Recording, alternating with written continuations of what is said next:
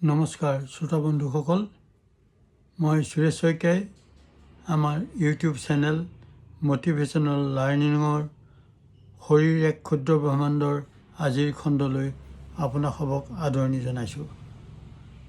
আজিৰ খণ্ডত আমাৰ পাকস্থলীৰ কাষত থকা সৰু নাচপতি সদৃশ পিত্তথলী গল ব্লেডাৰৰ কেইটামান বিস্ময়কৰ কামৰ কথা আলোচনা কৰিব খুজিছোঁ।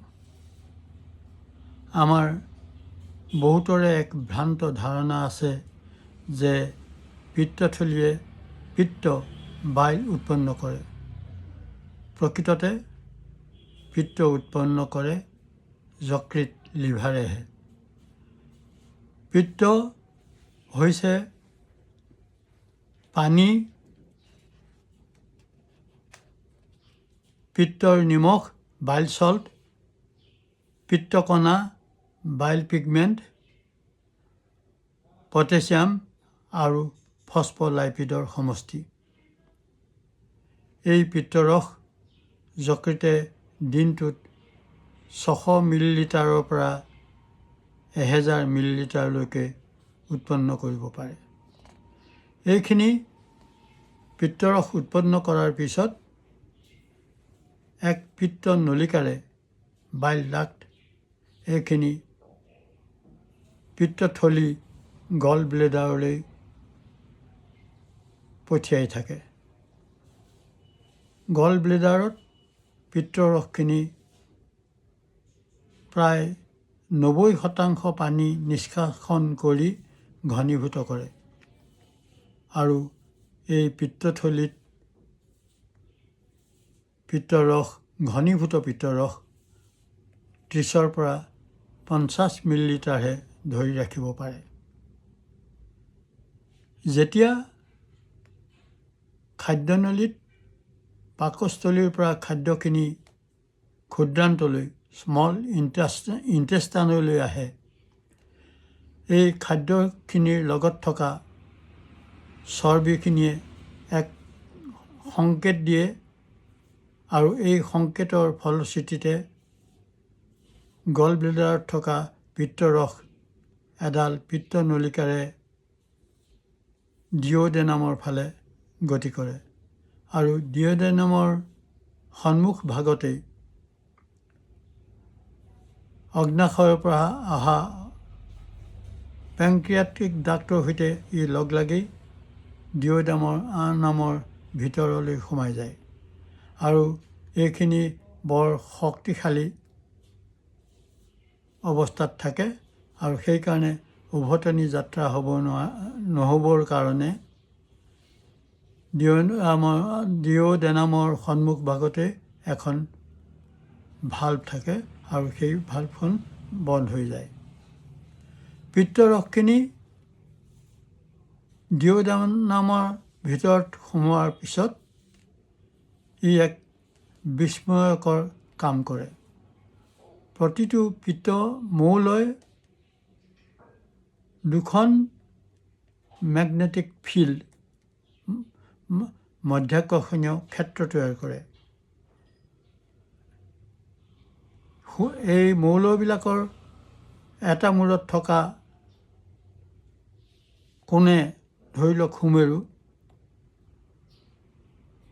ডিঅ'ডেনামলৈ অহা চৰ্বিবিলাক আকৰ্ষণ কৰে আৰু চৰ্বিবিলাকে সেই উত্তৰ মেৰুৰ চাৰিওফালে গোট খায় আৰু ইয়াক এই পিত্তৰসে ভাঙি ভাঙি সৰু সৰু কণিকালৈ পৰিৱৰ্তন কৰে। এই সৰু সৰু কণিকাবিলাকক পেংক্ৰিয়াছৰ পৰা যোৱা নিৰ্দিষ্ট এনজাইমে ভাঙি ইয়াক পুষ্টিলৈ নিউট্ৰিয়েণ্টলৈ পৰিৱৰ্তন কৰে। এই পিত্তৰসে এই কাম সম্পূৰ্ণ কৰাৰ পিছত পিত্তৰসখিনি ক্ষুদ্ৰান্তৰ শেষ প্ৰান্তৰ ইলিয়ামলৈ যায়গৈ। ইলিয়ামত এই মৌলৰ আনটো মূৰত এখন নতুন মেগনেটিক ফিল্ডৰ সৃষ্টি হয়। এই নতুন মেগনেটিক ফিল্ডখনে পানী টানি লয়। পানী টানি লোৱাৰ পিছত এই পিত্তৰসখিনি ইতিমধ্যে প্ৰস্তুত হোৱা পুষ্টিখিনিৰ সৈতে পৰ্টেল ভেইনেৰে পুনৰ যকৃতলৈ গতি কৰে আৰু যকৃতত এই পিত্তৰসখিনি সম্পূৰ্ণ অৱস্থালৈ পৰিৱৰ্তন হয়। এনেধৰণে দিনটোত প্ৰায় 10ৰ পৰা 12 বাৰ এই পিত্তৰসখিনি চক্ৰাকাৰে ঘূৰি থাকে আৰু চক্ৰাকাৰে ঘূৰি থকাৰ পিছত মাত্ৰ 5% মানহে বৰ্জিত পদাৰ্থৰ সৃষ্টি হয়। এই 5% বৰ্জিত পদাৰ্থ বৃহদান্ত্ৰলৈ গৈ এই মল হিচাপে আমাৰ দেহৰ বাহিৰলৈ ওলাই যায়। মূলতঃ এইখিনিয়েই গল ব্লেডাৰৰ কাম।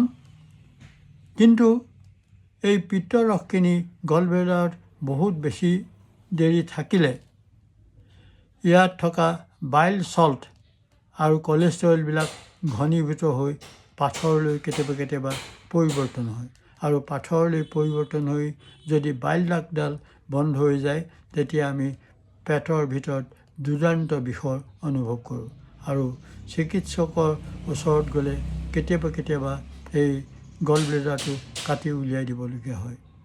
আৰু আমাৰ বহুতৰে চিন্তা যে গল ব্লেডাৰটো উলিয়াই দিলে আমাৰ পিত্তৰসৰ ভূমিকাটো কেনেধৰণে পালন কৰা হয়। চিকিৎসা বিজ্ঞানৰ মতে গল ব্লেডাৰ বা পিত্তথলীখন আমাৰ কাৰণে এক অপৰিহাৰ্য অংগ নহয়। যদি প্ৰয়োজনত এই গল ব্লেডাৰ আঁতৰাই দিয়া হয় যকৃতে এই পিত্তৰসখিনি পোনে পোনে ডিঅ'ডাৰ্মলৈ পঠিওৱাৰ ব্যৱস্থা কৰে আৰু সেইধৰণেই ডিঅ'ডাৰ্মত থকা এই চৰ্বিবিলাকৰ ভঙাৰ কামটো পিত্তৰসে কৰিবলৈ আৰম্ভ কৰে। মূলতঃ গল ব্লেডাৰ সম্পৰ্কত এইখিনি কথাকে আপোনালোকক অৱগত কৰিলোঁ।